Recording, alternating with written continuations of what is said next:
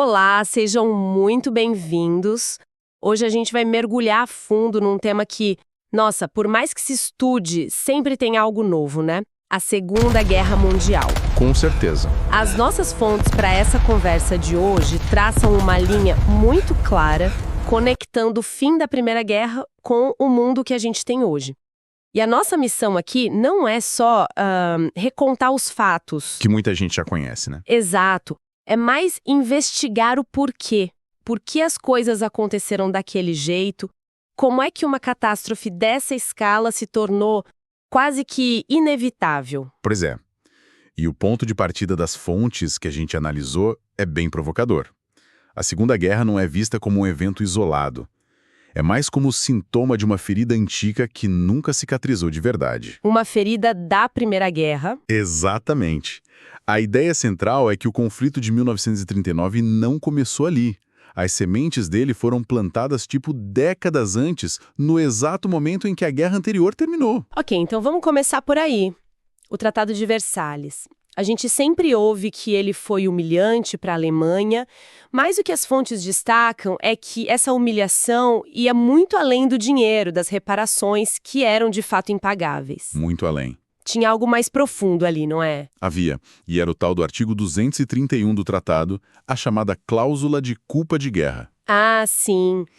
Esse artigo forçava a Alemanha e seus aliados a aceitarem a culpa total, a responsabilidade integral por causar a guerra.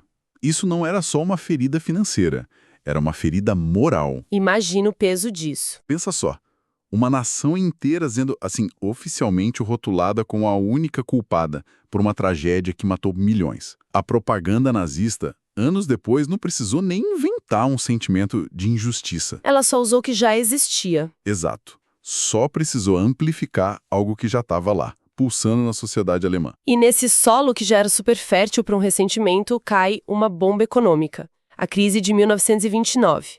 O material que a gente analisou mostra que o impacto foi global, claro, mas a Alemanha parece ter sido atingida de um jeito especialmente devastador. Por quê? Porque a base já era muito frágil. A República de Weimar, que era o governo democrático da Alemanha na época, sabe? Ela já nasceu fraca. Nascida da derrota. Exato.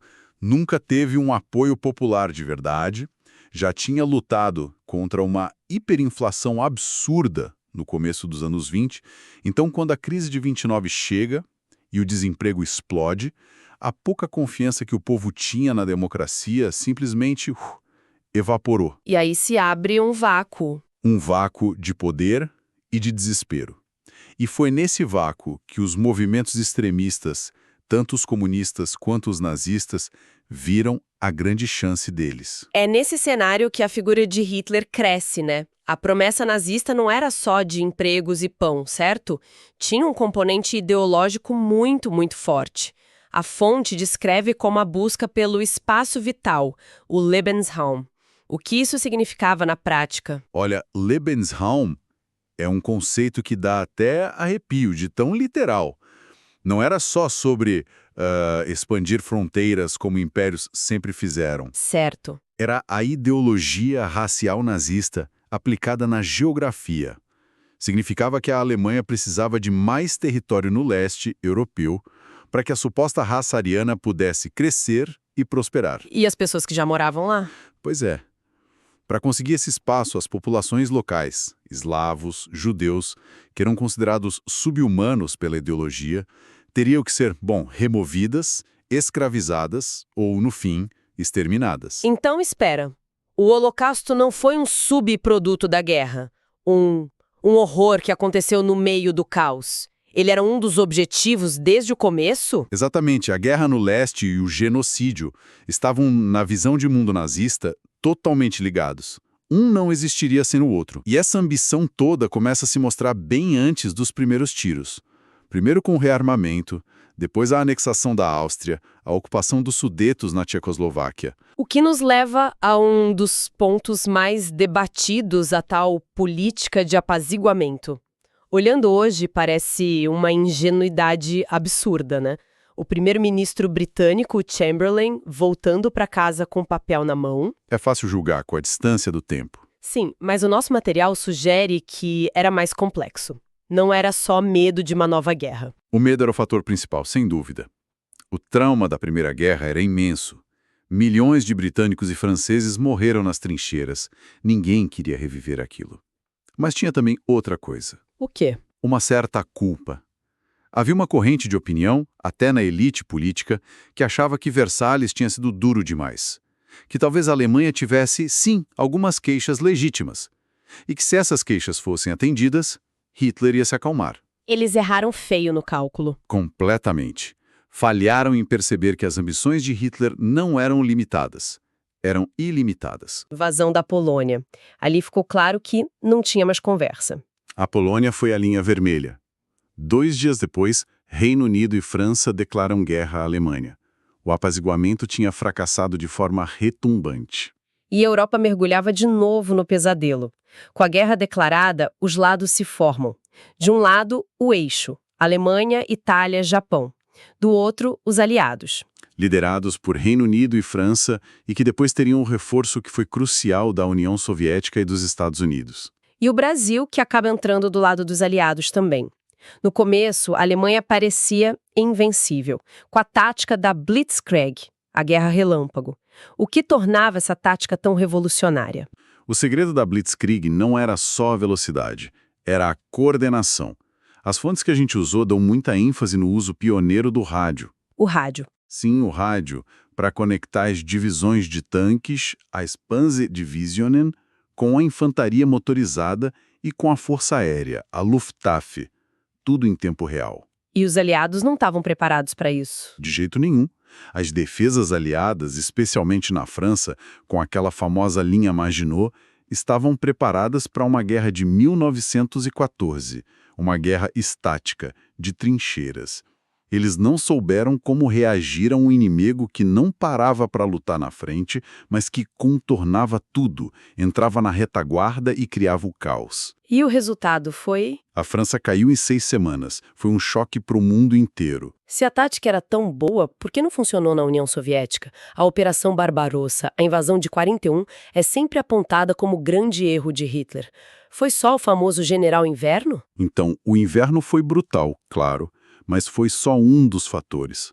A questão principal foi a ideologia passando por cima da estratégia militar. Como assim? Hitler e o alto comando subestimaram tudo sobre a União Soviética.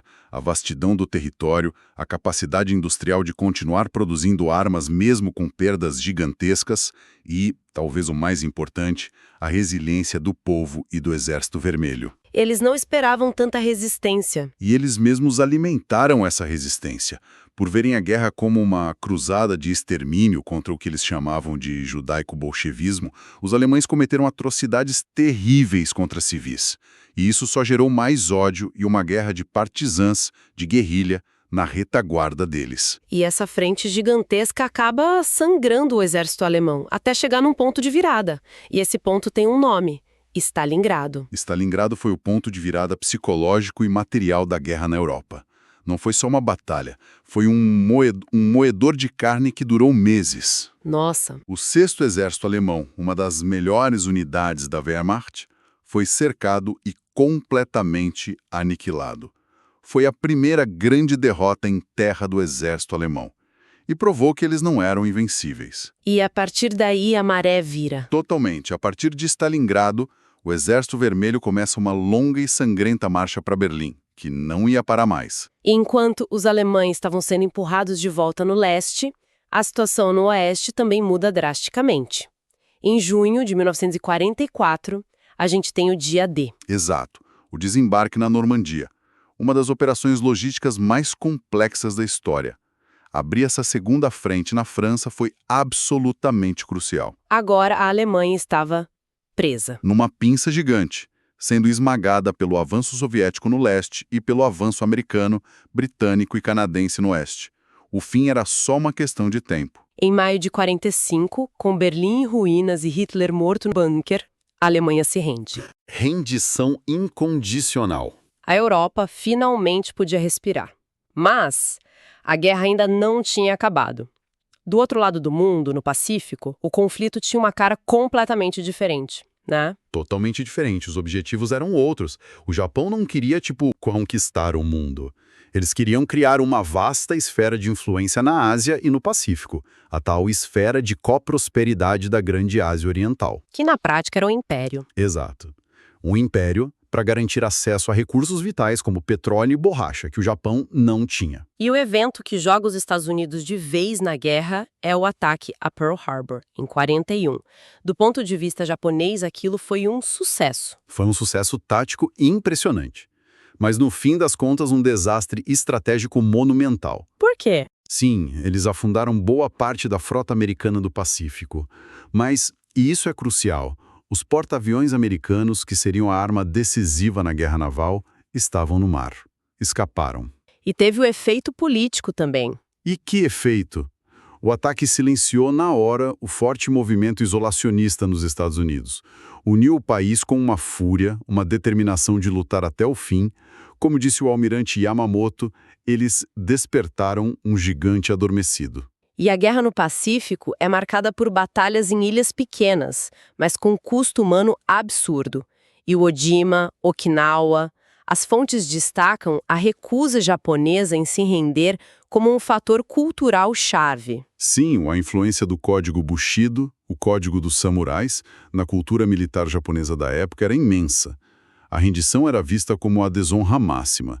Soldados e até civis eram ensinados a lutar até a morte. O que transformou cada batalha num banho de sangue. Exato. Para os militares americanos, a perspectiva de invadir as ilhas principais do Japão era um pesadelo. As estimativas de baixas aliadas chegavam a mais de 1 milhão de homens. E é nesse contexto que a gente chega a uma das decisões mais controversas da história. O material que a gente leu descreve como trágica e controversa. Falo, claro, do uso das bombas atômicas. É um momento que define uma era. A justificativa oficial da administração Truman foi puramente militar. Usar a bomba para forçar uma rendição rápida e evitar a carnificina de uma invasão. Ou seja, na visão deles, a bomba salvou vidas. Exato. Tanto vidas americanas quanto japonesas, que seriam perdidas numa luta até o fim. Mas existem outras interpretações para essa decisão que também são mencionadas nas fontes. Sim, existem. Há uma linha de análise histórica que argumenta que o Japão já estava militarmente derrotado. A marinha e a força aérea deles estavam destruídas, as cidades sendo bombardeadas, o país estava sob um bloqueio naval que o estrangulava. E para essa corrente, a rendição era inevitável. A bomba foi...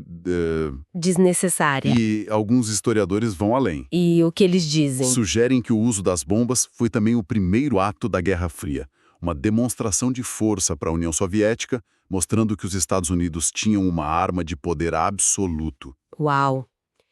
Independentemente da motivação, o resultado foi o fim da guerra. Em agosto de 45, depois das bombas em Hiroshima e Nagasaki, o Japão se rende. E o mundo teve que começar a contar os custos. E os custos são quase incompreensíveis. Mais de 60 milhões de mortos. Cidades inteiras em escombros. E a revelação da escala industrial do Holocausto, que foi um choque na consciência da humanidade. E geopoliticamente, foi um terremoto. Um terremoto. Um mundo que por séculos foi centrado na Europa, viu o poder se deslocar para 2 novos polos. Os Estados Unidos, com sua economia intacta, e a União Soviética militarmente poderosa, apesar de devastada. A Guerra Fria nasceu direto das cinzas da Segunda Guerra. Em meio a essa destruição toda, houve também uma tentativa de construir algo novo, a Organização das Nações Unidas. Foi uma tentativa de garantir que isso nunca mais acontecesse. Funcionou? É uma pergunta bem complexa. Se o objetivo era acabar com todas as guerras, bom, obviamente não funcionou. A ONU tem suas limitações, como o poder de veto no Conselho de Segurança, que muitas vezes a paralisa. Sim. Mas as fontes nos lembram que a ONU também foi, e ainda é, um fórum diplomático vital. É um espaço onde as nações podem conversar, negociar. É impossível saber quantas guerras a ONU evitou, mas é bem provável que, ao dar uma alternativa ao confronto direto, ela tenha evitado que a Guerra Fria esquentasse e virasse a Terceira Guerra Mundial. Então, no fim das contas, o que fica é a imagem de um conflito que foi muito mais que uma série de batalhas. nasceu de feridas mal curadas, foi alimentado por uma ideologia de ódio e redesenhou completamente o mapa do poder global. Exatamente. E a mensagem final das nossas fontes é um chamado à memória e à vigilância. Estudar essa guerra é entender como sociedades civilizadas podem sim mergulhar na barbárie. E isso, sabe, nos deixa com uma pergunta para refletir. Qual? O texto fala em vigiar o presente contra a intolerância e o totalitarismo. Em uma era de desinformação digital, de tanta polarização, de nacionalismos ressurgindo, como essa vigilância necessária se manifesta no nosso dia a dia tantas décadas depois? É algo para se pensar.